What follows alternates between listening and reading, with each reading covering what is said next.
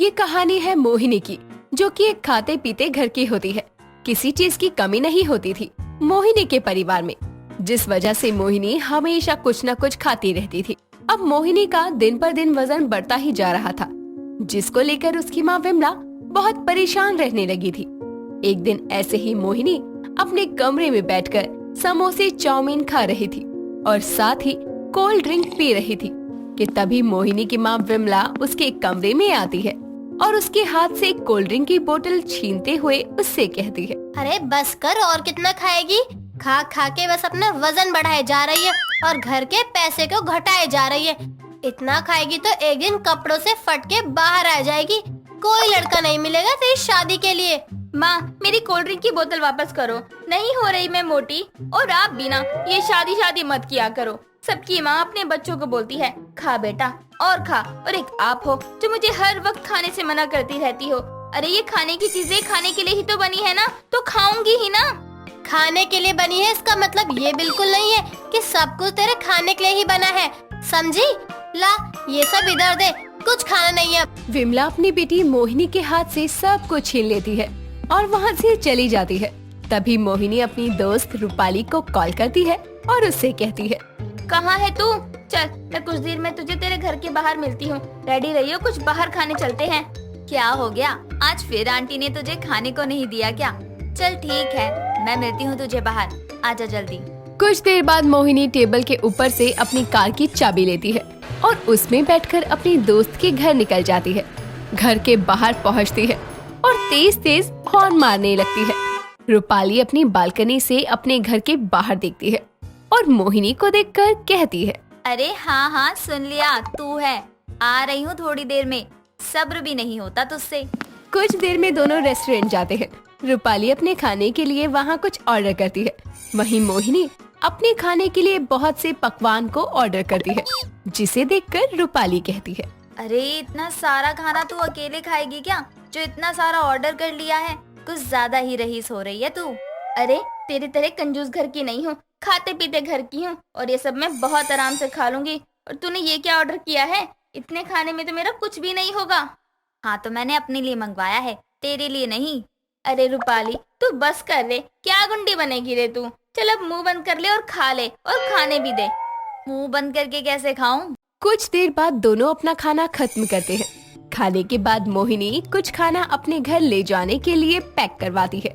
जब मोहिनी घर पहुंचती है तो उसकी माँ विमला उसके हाथ में सामान को देखकर कहती है, फिर से लेकर आ गई तू ये सब?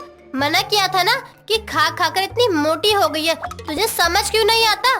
ठीक है, खा जितना खाना है, और अब मेरी भी बात को ध्यान से सुन ले। अगले हफ्ते तुझे लड़के वाले देखने आएंगे। ठीक है माँ, मुझे आपके इस फैसले से कोई दिक्कत नहीं है। आपको लगता है मेरे लिए ठीक है तो ठीक है, मैं कर लूंगी शादी। ऐसे ही समय बीतता है और मोहिनी की शादी उसकी माँ विवेक नाम के लड़के से करवा देती है। शादी के बाद उसकी सास उसका गृह प्रवेश करवाती है। मोहिनी घर में आती है। ऐसे ही मोहिनी का पहला दिन रीति रिवाज में गुजर जाता है। अगले दिन सुबह मोहिनी की पहली रसोई होती है और मोहिनी बहुत सारे पकवान बनाती है, जिसे देखकर मोहिनी की सास सुधा कहती है, अरे बहू, आज तेरी पहली रसोई है और तूने इतना सारा काम कर लिया। सिर्फ मीठे में कुछ बना लेती, खामखा इतनी परेशान हो गई। अब देख, मोटापा भी तो है तुझे कितनी दिक्कत आई होगी इतना काम करने में। माँ जी, अब मेरे मोटापे पर मत जाइए। ये तो निशानी है कि मैं खाते पीते घर से हूँ, और मुझे मेरे मोटापे से कोई दिक्कत नहीं है, इसलिए जो मन होता है वो बनाकर खा लेती हूँ। मोहिनी के हाथ से बने खाने को सभी लोग बहुत खुशी से खा रहे होते हैं कि तभी सुधा और उसके बेटे की नजर मोहिनी पर जाती है। वो देखते हैं कि मोहिनी बहुत तेज रफ्तार में सभी पकवानों को खाए जा रही थी, जिसे देखकर सुधा अपनी बहू से कहती है, अरे बहू, थोड़ा आराम से खा, खाना यहीं रखा है, कहीं भाग नहीं रहा वो। अरे मोहिनी, माँ बिल्कुल सही कह रही है। अरे तुम आराम से भी तो खा सकती हो। माँ जी, मेरी आदत है ऐसे ही खाने की, और अगर मैं धीरे धीरे खाऊंगी तो मैं इतने सारे पकवान कैसे खा पाऊंगी? ऐसे ही समय बीतता है। दिन पर दिन इतना सारा खाना खाने की वजह से मोहिनी का मोटापा बढ़ता ही जा रहा था। ऐसे ही एक दिन सुधा अपनी कमर में तगड़ी पहने अपनी बहू के कमरे में जाती है तो देखती है कि मोहिनी खाना खाकर पूरे पलंग पर पसर कर सो रही थी कि तभी सुधा उसके पास जाकर कहती है, बहू, ओ बहू, सुनती है क्या? अरे बहू, सो रही है क्या? उठ ना जरा, देख मैं तेरे लिए क्या लेकर आई हूँ। मोहिनी अंगड़ाई लेते हुए उठती है और अपनी सास से कहती है, हाँ माँ जी बोलिए, नहीं कुछ खाने को लेकर आई हो क्या? हाँ वैसे मुझे भूख तो लग रही थी माँ जी।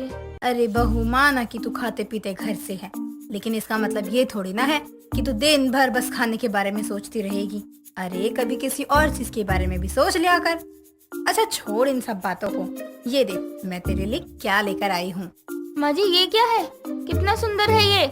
बहू, ये मेरी कमर की ताकड़ी है। मेरी सास ने मुझे दी थी जब मेरी शादी हुई थी, और अब मैं ये तुझे दे रही हूँ। ये ले, और जरा इसको पहन कर तो दिखा। मुझे भी देखना है कि मेरी बहू पर ये तागड़ी कैसी लगती है। मोहिनी तगड़ी को अपनी कमर पर पहनती है, लेकिन खा खा कर मोहिनी ने अपनी कमर को कमरा बना लिया था। वो बहुत कोशिश करती है, लेकिन तगड़ी उसकी कमर में फिट नहीं होती। तभी सुधा कहती है, अरे रहने दे बहू, ये तुझे नहीं आ पाएगा।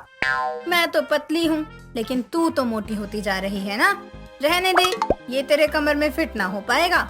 ठीक है माँ जी, कोई बात नहीं, आप ये तगड़ी रख लीजिए।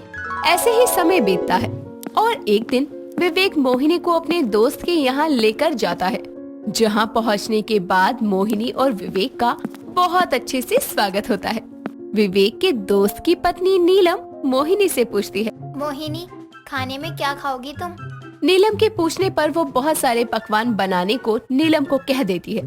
नीलम रसोई में जाती है और अपने मन में कहती है, हे भगवान, मैंने तुझसे पूछ कर ही गलती कर दी कि क्या खाएगी। इंसान ही है या हब्सी की तरह ऐसे बोल दिया है जैसे आज से पहले खाना ही ना खाया हो। वैसे खाती ही होगी, वजन देखा है खुद का। ऐसा लगता है अब कपड़ों से बाहर ही आ जाएगी। कुछ देर बाद नीलम बहुत सारे पकवान बनाकर ले आती है। मोहिनी फटाफट खाने लगती है। विवेक उसे इशारे करते हुए धीरे से बोलता है, ए मोहिनी, मोहिनी, ये क्या कर रही हो? थोड़ा कम खाओ। अरे हटिए, मुझे खाने दीजिए। आपको पता तो है मैं खाते पीते घर की हूँ। मोहिनी विवेक की एक नहीं सुनती और खाती रहती है। कुछ देर बाद मोहिनी और विवेक दोनों अपने घर के लिए निकल जाते हैं। मोहिनी के घर पहुंचने के बाद उसकी तबीयत बहुत खराब हो जाती है। विवेक मोहिनी को अस्पताल लेकर जाता है। डॉक्टर मोहिनी का खाना पीना सब मना कर देते हैं और उसे लिक्विड डाइट पर ही रहने के लिए कहते हैं। मोहिनी की हालत तो अब बिना खाए खराब होती जा रही थी। तभी सुधा उसके पास आती है और कहती है, और बहू, अब कैसा लग रहा है? पानी मिल रहा है ना सुबह शाम बस पीने को? जब मैं समझाती थी तब तो मेरी एक नहीं सुनती थी और बस पूरा दिन खाने में जोर दिया करती थी। अब ठीक है ना? अब सिर्फ लिक्विड चीजें ही पीना पड़ रहा है तुझे।